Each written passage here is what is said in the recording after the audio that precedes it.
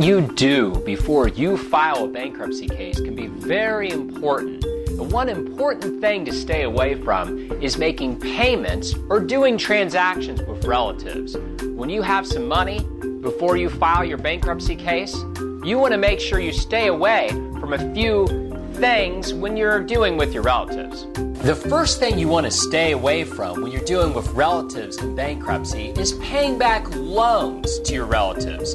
It may be entirely normal for relatives to make loans to each other, and it may be entirely normal usually to repay those relatives. But when you're considering bankruptcy, you cannot pay back any relative for 1 year before the case is filed. So any time in that 1 year before the case is filed, stay away from paying back your relatives.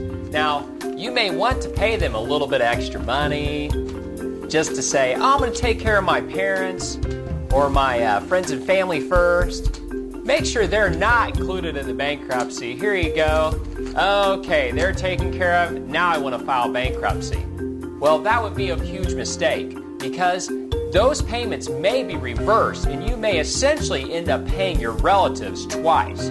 But what's even more important to stay away from is trying to hide your money around your relatives. This can be very bad if you give money to a family member or an insider to hold on to until after your bankruptcy case is over. That's considered fraud, and you definitely don't want to do that. And the final thing you definitely want to stay away from when you file bankruptcy is to make an not-for-value transfer to a relative or a friend. Essentially, this is how it goes. Say you have a Mustang convertible and you decide that you want to sell that Mustang convertible before you file bankruptcy for $100, that's not going to fly. That's a not-for-value transfer, and it can also be reversed in the bankruptcy.